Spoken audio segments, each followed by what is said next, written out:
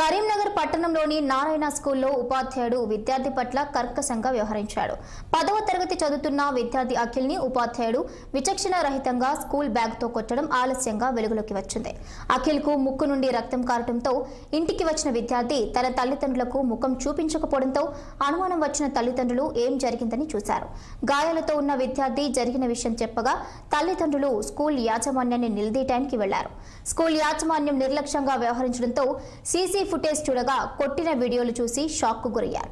ఈ ఒక్క విద్యార్థినే కాకుండా ప్రతి విద్యార్థిని ఇదే విధంగా కొట్టడం ఆడపిల్లలను అనుచిత ప్రవర్తనతో మానసికంగా ఇబ్బందులకు గురిచేస్తున్నట్లు తెలుసుకున్నారు. ఇదే విషయంపై విద్యార్థి అఖిల్ వారి తండ్రితో పూర్తి వివరాలు మా ప్రతినిధి ప్రవీణ్ కుమార్ మాక్ లైవ్ లో అందిస్తారు. కరీంనగర్ పట్టణంలోని నారాయణ స్కూల్లో చదువుతున్నటువంటి అఖిల్ని వాళ్ళ ఉపాధ్యాయుడు కొట్టడం జరిగింది. అయితే అకారణంగా ఇతన్ని కొట్టడము, అదేవిధంగా కొట్టడమే కాకుండా బ్యాగ్ తోటి కొట్టడము, అదే ఇతనికి ముక్కు గాయం జరుగుతుంది. అయితే గత కొన్ని రోజులుగా ఇదే తంతు జరిగినప్పటికీ విద్యార్థులు మాత్రం తల్లిదండ్రులకు చెప్పడానికి వెనుక ముందు అవుతున్నారు. వాళ్ళు భయాందోళన ఉన్నారు. అయితే చదవలేని పరిస్థితిలో ఉన్నారు. తల్లిదండ్రులకు చెప్తే చంపేస్తా అని చెప్పేసి బెదిరిస్తున్నారు అని చెప్పేసి కూడా తెలియజేస్తున్నారు. అయితే మనతో పాటు అఖిల్ 9వ తరగతి విద్యార్థి ఉన్నాడు. అయితే ఏం జరిగింది అనేది మనం తెలుసుకునే ప్రయత్నం చేద్దాం. చెప్పండి బ్రదర్, ఏం జరిగింది? నేను ఆ రోజు నా బుక్ తెచ్చుకోవాలని మా ఫ్రెండ్ పక్కన కూర్చున్నా. ఆయన కూడా తెచ్చుకోవాలి, వేరే బుక్ చెప్పే లోపల వచ్చి మాట్లాడతానని బ్యాగ్ తో కొట్టిండు. దేనితో కొట్టిండు? బ్యాగ్ తోటి. ఇప్పుడే కొట్టిండా లేకపోతే గతంలో కూడా? ముందు నుంచి కొడుతున్నాను. ఓకే, మీరు తల్లిదండ్రులకు చెప్పలేరా మరి? చెప్తే ఏమని బేరిస్తాడు? చంపుతా, పన్నెడు దొక్కుతా బెరిస్తు.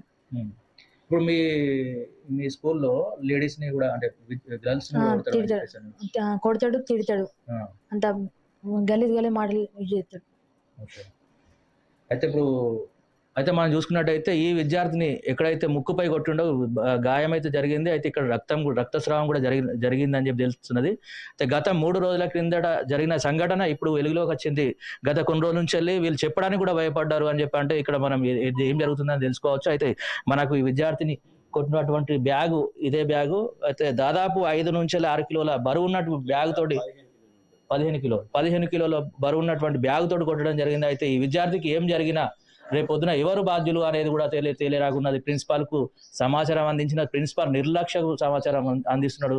అయితే నిర్లక్ష్యంగా వ్యవహరిస్తున్నాడు అని చెప్పేసి తల్లిదండ్రులు భావిస్తున్నారు. లక్షల కొద్ది ఫీజులు కట్టినప్పటికీ విద్యార్థులను కొట్టడానికే పంపిస్తున్నామా అని చెప్పేసి తల్లిదండ్రులు ఆవేదన చెందుతున్నారు. అయితే మనం వారి తండ్రితో మాట్లాడే ప్రయత్నం చేద్దాం. చెప్పండి సార్. నా పేరు శ్రీనివాస్. మా అబ్బాయి పేరు అఖిల్, 10th చదువుతాను సార్. ఇతను కూడా మొన్న జరిగింది చెప్పలేదు నాకు. ఆ రాత్రి వచ్చిండు, నేను వచ్చేసరికి 7:30 ఏమైంది.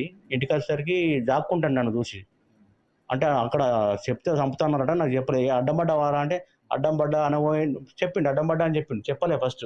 మళ్ళీ మా పాప వచ్చి ఏమన్నదంటే, కాదు డాడీ సారు నన్ను కొట్టిండు అంటే, దేనితో కొట్టిండు అంటే, నేను తప్పు చేసామంటే, సార్ డాడీ నేను తప్పు చేయలేదు, స్కూల్ ఒకటి మా ఫ్రెండ్ను బుక్ అడుగుతుంటే వచ్చి కొట్టిండు అంటే, దేనితో కొట్టింటే స్కూల్ బ్యాగ్తోనే 3 సార్లు కొట్టిండు అన్న కూడా, సరే నేను పొద్దున చదువుతా పారన్న. ఇక భయపడతాను అప్పటి నుంచి. మరి ఇంక ఇప్పుడు కొట్టాడు, ఇక రోజు కొట్టుండే కానీ మీకు చెప్పదే, చెప్తే నువ్వు కొడతావు మళ్ళీ, ఊరు పోతా కానీ కొడతాను చెప్పలేదు అని చెప్పిండు.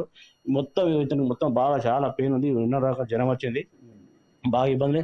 మేము లక్షలు ఇచ్చి స్కూల్ పంపిస్తే మా పిల్లలను మేమే కొట్టుకున్నట్టు అవుతుంది. ఇప్పుడు గర్ల్స్ పైన కూడా అసత్యంగా అంటే అనవసరం మాటలు మాట్లాడడం కానీ, వాళ్ళని ఎక్కడ పడితే అక్కడ గిల్లడం కానీ, ఇలాంటి చేష్టలు చేస్తుండడం తెలిసింది. అదేవిధంగా ఈ అబ్బాయిని కూడా కొట్టినట్టు మీకు ఏ విధంగా తెలిసింది? మా దగ్గర ఉన్న ప్రూఫ్స్ ఉన్నాయా? అయితే ఈ అబ్బాయి కొడితేనే ఇక్కడ ఇంటికి వచ్చినాకనే చూసినాము. ఆయన చెప్తేనే మాకు తెలిసింది, అవరాగా తెలియదు. అప్పటి నుంచి స్కూల్ పోయినప్పుడు జరుగుతుంది. కానీ స్కూల్ పోను అంటే, ఎందుకు పోవురా పో అని మేము బతిలాడు పంపిస్తాను. కానీ వీళ్ళు భయానికి కొడతాను, భయానికే పోవట్లేదు. మళ్ళీ ఇదే వీళ్ళు చెప్పంగానే మళ్ళీ మా పాప వచ్చి చెప్పింది, డాడీ నన్ను కూడా కొట్టిండు 3 రోజుల క్రితం, కొట్టిండు తిట్టిండు, ఇక నన్ను ఇష్టం ఈడకిచ్చిన తర్వాత ఆవేశం వాళ్ళక స్కూల్ పోయి పొద్దున అడుగుదాం వేనం.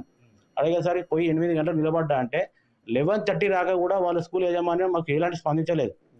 ఎంత కోపంగా ఉన్నా కూడా మేము పిల్లలు మళ్ళీ అని అంటారు కావచ్చు అనే బాధ కొద్దీ మా బాధ మేము దేవుమి కూడా అది ప్రిన్సిపాల్ వచ్చాక వెయిట్ చేసినాం. ఆయన రాలేదు. రాకపోతే సారు శ్రీనివాస్ సార్ ఏ సార్ ఉన్నాడో ఆ సార్ మీదనే ఉన్నాడు, స్కూల్ మీదనే ఉన్నాడు. కానీ వాళ్ళు ఏదేమన్నా మమ్మల్ని అక్కడ పోనేయట్లేదు. మరి రమ్మని సార్, ఆ సార్ ఏమన్నా అత్తే మేము మాట్లాడతాం, మరి ఎందుకు కొట్టిన ఆయన చేసిన తప్పేంటిది అడుగుదామంటే రానిత్తలేరు. ఇప్పుడు మీరు సీసీ ఫుటేజ్ అనేది చూడడం జరిగిందా? అసలు సీసీ ఫుటేజ్ ఏ విధంగా చూడడం జరిగింది? దాంట్లో ఏమున్నది? వీడియోస్ ఏమున్నది? సార్ మీరు కొట్టిరు అంటే ఏదో మామూలుగా కొట్టిరు అనుకున్నాం సార్. మేము పోయి సీసీ ఫుటేజ్ అడగరాగా కూడా వాళ్ళు ఇవ్వలేదు. సీసీ ఫుటేజ్ ఇయ్యరి, మా వాడిన తప్పు ఏదో మాట్లాడదని సీసీ ఫుటేజ్ ఈవెన్ గొడవ పెట్టుకున్నాం వాళ్ళతోని. అప్పుడు సీసీ ఫుటేజ్ చూసిన తర్వాత ఇక మాకు ఇక చెప్పుకోలేని బాధ సార్. అది అంత దారుణంగా కొట్టి మా పిల్లలు ఇద్దరిని. కానీ మేము ఇంత డబ్బులు పెట్టి ఇంత సంపాదించుకొని పిల్లలు మంచి చదువుతారని మంచిగా పోషణ కథను మేము అనుకుంటే మా పిల్లలు మా కళ్ళ ముంటే కొట్టి చంపుతున్నారు సార్. ఇలాంటి స్కూల్లో యాజమాన్యం ఏం చేస్తుంది? దీనికి డిఓ గారు ఏం చేస్తారు, ఎంఏఓ గారు ఏం చేస్తారు? ఇలాంటి పిల్లల్ని చంపుతుంటే మాలాంటి పిల్లలు అందరు స్కూల్లో ఉన్న పిల్లలు చిన్న పిల్లలు సార్. వాళ్ళని కొడితే వాళ్ళకి ఏమవుతుంది? వాళ్ళకి ఏం తెలుసు? అయితే అదే విధంగా మనం చూసుకున్నట్టయితే అదే స్కూల్లో మరో విద్యార్థి తండ్రి అటువంటి మన దగ్గర ఉన్నాడు. అయితే వాళ్ళ అబ్బాయి కూడా ఇలాంటి సంఘటన జరిగింది. గతంలో ప్రిన్సిపాల్కు తెలియజేసినప్పటికీ ఇలా ఈ విధంగా కొనసాగుతూనే ఉన్నదని చెప్పేసి తెలియజేస్తున్నాడు. అతనితో మాట్లాడే ప్రయత్నం చేద్దాం. చెప్పండి సార్. నా పేరు అఫ్రోజ్ సార్. గత 3 సంవత్సరాలకి వెళ్ళి నారాయణ స్కూల్ ఇక్కడ ఓపెన్ అయింది సార్. 3 years అయింది కరీంనగర్లో ఓపెన్ అయ్యి బోయవాడ. మంచి స్కూల్ కదా, పేరు పొందిన స్కూల్ అని నేను మా పిల్లలను, మా కుటుంబ సభ్య పిల్లలను, మా ఫ్రెండ్స్ వాళ్ళ పిల్లలు అందరినీ నేను ఒక 20 నుండి 25 అడ్మిషన్స్ ఇచ్చిన వాళ్ళకు. నా కొడుకు కూడా ఇలా కొడుకుతో చదువుకుంటాడు సార్. మా దగ్గరే నా షాప్, కమాన్ కాడ షాప్ ఉంటుంది అది. నేను ఎప్పుడు పిల్లాన్ని దించడానికి పోయినా ఇంకా వేరే పనికి పోతా ఉంటాను స్కూల్ పిల్లలు. ఏదో ఒక రోజు ప్రతిరోజు దాదాపు ఒక వారం 10 రోజులకు 15 రోజులకు ఏదో ఒక కూడా జరుగుతూనే ఉంటుంది అక్కడ. మా పిల్లలను కాదు, ఇంకా వేరే స్టూడెంట్స్ ఉంటారు కదా సార్, వాళ్ళు చెప్పుకోలేకపోతున్నారు, వాళ్ళు ఇంట్లో చెప్పుకుంటలేరు. అసలు ఆ స్కూల్లో ఏం జరుగుతుంది, చదివేయడానికి టీచర్లను పెట్టిండా లేదా గుండాలను పెట్టిండా అయితే అర్థమైతే లేదు సార్. నిన్నటి పరిస్థితి చూసి నేనైతే అనుకున్నా ఇక్కడ టీచర్లు కాదు, ఇక్కడ గుండాలు చదివిస్తున్నారు. ఇంకో విషయం ఏంటిదంటే సార్, వీళ్ళు అసలే రెస్పాన్స్ ఇయ్యారు సార్. పేరెంట్స్కు ఫీజులు తీసుకోవడం బరాబర్ ఉన్నది, కానీ రెస్పాన్సే ఉండేది. ఏ ప్రాబ్లం చేసినా అక్కడ ప్రిన్సిపాల్ మాత్రం ఒక వెరైటీ యాటిట్యూడ్తో ఉంటాడు సార్. అని కరీంనగర్లోని ప్రైవేట్ పాఠశాలలు ఇలాంటి పరిస్థితి అయితే కొనసాగుతుందని చెప్పేసి తల్లిదండ్రులు ఆవేదన వ్యక్తం చేస్తున్నారు.